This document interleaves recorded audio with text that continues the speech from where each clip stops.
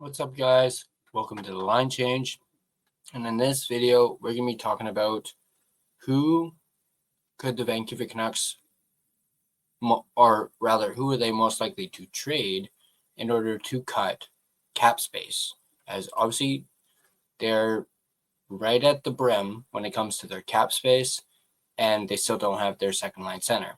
So obviously, they're going to have to cut cap space in order to either trade for a second line center or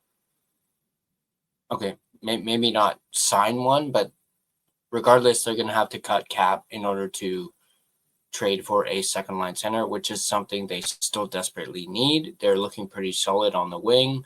They're looking pretty solid on defense, and they're also looking pretty solid in goal. Now they just need that one missing piece, which is the second line center, which they still have not gotten out, or rather went out and got. They were not able to do it via a trade around free agency. So that is one thing that they're likely going to do at some point this offseason. But as I mentioned, we're going to look into who is most likely going to be traded in order to cut cap. But before we dive into this, I want to give a big shout out and thank you to my sponsor, Gassy Jack Art, maker of that incredible artwork you see there behind me. And you guys can check him out yourselves at GassyJackArt.com. He still has his end of season sale going on, so go ahead and get it while you can. You can also find him on Instagram at Gassy Jack Art. So moving into our topic of discussion, we're going to go over an article from Stefan Roget, who talks about who most likely will be traded in order to cut cap. So let's go ahead and dive right into it. The free agent frenzy of 2025 is over, and the Vancouver Canucks are running it back. The day that normally marks great change on the NHL calendar was instead business as familiar for the Canucks. In lieu of bringing in any new players, GM Patrick Allvin and company opted to re-sign Brock Boeser and extend Thatcher Demko and Connor Garland well ahead of time. As of this writing, that leaves the Canucks with a prospective 2025-2026 depth chart that looks something like this. For your forwards, you have Jake DeBrusk making at $5.5 million. You have Elias Pettersson at $11.6 million, and then you have Brock Boeser at $7.25 million. Moving down, you have Niels Höglander at $3 million, Filipino at $4.44 million. You have Evander Kane at $5.13 million. You have Dakota Joshua at $3.25 million, Teddy Bluger at $1.8 million, Connor Garland at $4.9 million, Drew O'Connor at $2.5 million, Atu Ratu at $775,000, Kiefer Sherwood at $1.5 million. And then you have Archie Baines at $775,000, or Linus Karlsson at the same price. Moving on to your defensemen, you have Quinn Hughes at $7.85 million. You have Hronek at $7.25 million. You have Marcus Pettersson at $5.5 million. You have Tyler Myers at $3 million. Then you have DPD at $838,000. You have Tom Wielander at $950,000. You have Derek Forbort at $2 million. And then you have Mancini at $870,000. Moving on to your goalies, you have Thatcher Demko at $5 million. You have Kevin Lankinen at $4.5 million. And then as far as dead cap, you have the Oliver Ekman-Larsson buyout, which is at $4.77 million. And then you also have the Ilya Mikheyev retention, which is $713,000. Total roster cap hit is $95 million. And your total cap space left over is a minus $200,000. Now, as we noted, as we've noted, the Canucks are a scant $200,000 or $200 million rather above the $95 million cap ceiling. That means they have to find a way to cut cap. This doesn't necessarily necessitate a trade. The Canucks could get there by swapping Tom Wielander and Victor Mancini out for two depth defenders, making the minimum $775,000, or they could get there by running a roster of 22 players instead of 23. But that's not really enough wiggle room for the practicalities of an NHL campaign. If, for example, the Canucks were to suffer a short-term injury meaning 1, not long enough to qualify for LTIR, or the cap relief that can come from that. They need enough space available to recall a replacement. Getting the cap to exactly square only really works for a healthy roster, and how often has that been the case in Vancouver? The new CBA will bring an end to the papering up and down of prospects and largely to the concept of cap accrual as a result, but it won't come into effect until after this season. This means that the Canucks can and likely will attempt to maximize their cap space throughout the year, but in order to do that, they've got to get under the cap first. And the best way to do that is probably a cap cutting trade. So who might be on the trade block in order to accomplish this? Let's take a look at some most likely candidates, starting off with Teddy Blueger, who, as we mentioned, has a cap hit of $1.8 million. His contract does expire next season, and he does currently have a 12-team no-trade clause.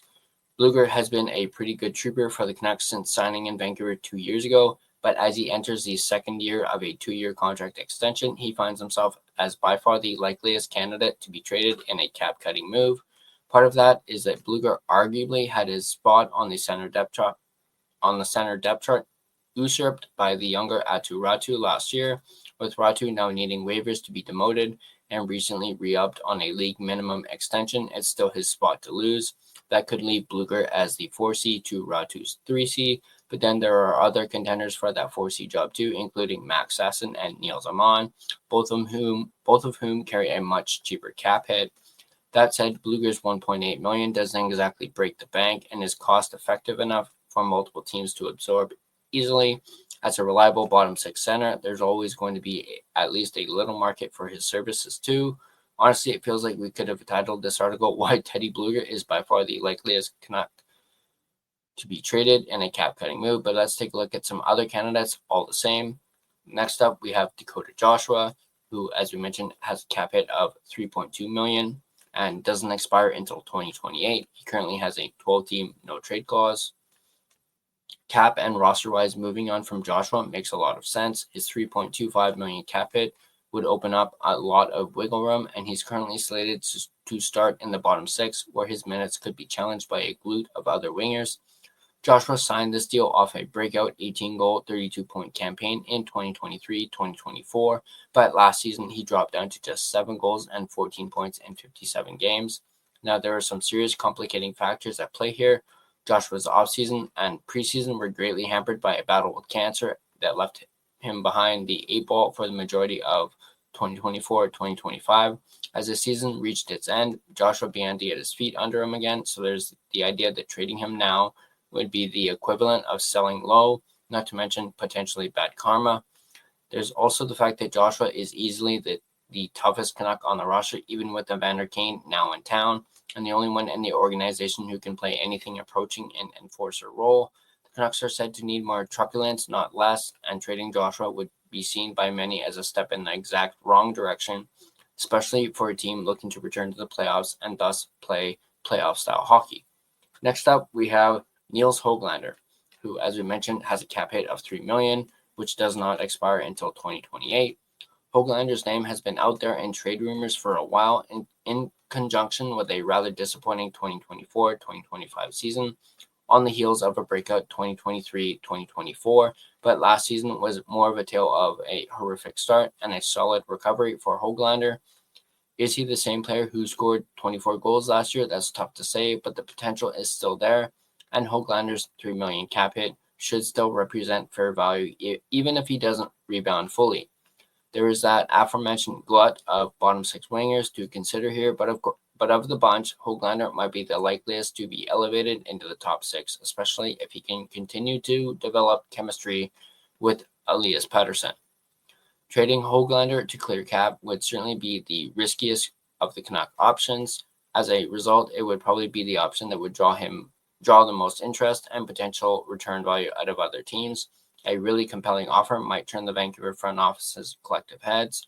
Barring that, however, they're probably best to hold on and bet on Höglander. Next up, we have Filip Chytil, who, as we mentioned, has a cap hit of $4.44 million, and his expires in 2027. Let's state this right off the bat. The Canucks are not trading Chytil until they've got their hands on another better option for 2C. If not, Chytil is penciled in to that spot and absolutely necessary to hang on to. Where Hedl might enter the picture is if the Canucks still have hopes to trade for that improved 2C. Under that scenario, it's entirely possible to envision a trade in which Hedl and another player like, say, Höglander get packaged together with a pick or a prospect to bring in a center who is a better player than Hedl, but who might have a cap hit lower than Hedl and, say, Höglander's combined. This would accomplish the Canucks' goals of improving the roster and cutting cap, which would be tidy business. Is it likely? Probably not. Wishful thinking? Maybe, but it's a possibility worth noting all the same. Next up, we have Tyler Myers, who has a cap hit of $3 million, and his contract expires in 2027. He does have a no-move clause. Speaking of long ads, Myers signed his latest contract with the apparent goal of retiring in Vancouver. Of all the current Canucks, he's probably the closest tied to the province. He took a discount and salary to obtain a no-movement clause in the first 2 years of the extension, although it turns to a 15-team no trade as of July 1st, 2026.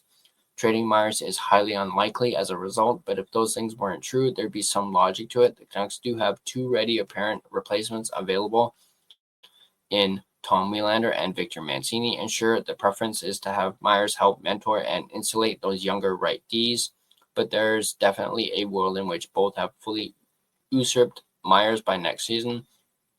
Then what do you do with him? There would still be a trade market for Myers' services. He's still a right defenseman capable of playing top 4 minutes. He's still big and he can still skate. Actually, of all the players on this list, save Hedl, we'd wager that Myers would bring in the single greatest return value, but he's not being traded, so it's largely a moot point. Next up, we have Drew O'Connor, who has a cap hit of $2.5 million, as we mentioned, expires in 2027. He does have a 12-team no-trade clause.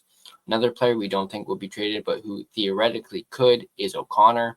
The reasons against are obvious. The Canucks targeted him in a trade last year and then promptly re-signed him to a 2-year extension. To trade him after just 31 games in a Vancouver uniform would be odd. That said, there is still that aforementioned glut of wingers on hand, and that could result in O'Connor being pushed as low as the fourth line, a role for which there are always ample replacements available in Abbotsford. An O'Connor trade is unlikely, but it could still make some sense if the Canucks decide they're more attached to some of their other more tenured pieces. Next up, we have Kevin Lankinen, who has a cap hit of $4.5 million, and his contract expires in 2030. He does have a no-move clause in his contract currently. Okay, a third and final unlikely to be traded player, but gosh, would a Lankinen trade solve a lot of issues? Not only would it clear up all cap-related issues, it would actually leave the Canucks with a workable chunk of space left over. It would also clear the path for Archer Silovs to graduate from the AHL and become Thatcher Demko's full-time backup, as opposed to being flipped for a mid-round pick. With several teams still on the lookout for a goalie of roughly starting quality, there'd be a market for Lankinen too, and maybe a healthy one. But Lankinen just signed a 5-year extension late last season, and that extension includes a full no-move clause in the first 2 years that just went into effect as of July 1st. That's a pretty strong indicator that Lankinen doesn't intend to move, and it's now fully his choice. Maybe the extension of Demko has Lankinen feeling different, and he'd welcome a trade to an organization in which he'd be the clear-cut number one. It's tough to say, but it doesn't feel particularly likely, especially not with Canucks management making several statements about their intentions to roll into 2025-2026 with a veteran tandem. So that is that article talking about, who is likely going to be traded by the Vancouver Canucks in order to cut cap. It gives you some suggestions, some unlikely suggestions as well. Let me know in the comment section down below who do you guys think out of this list. Is there somebody that I did not mention on this list? Go ahead and mention that in the comment section down below.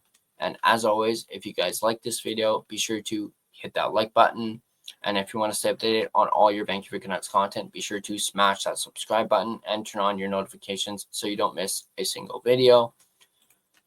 Reminder, you can find us on social media as well as interact with us on social media. You can find us on Facebook. Just search The Line Change to find our Facebook page.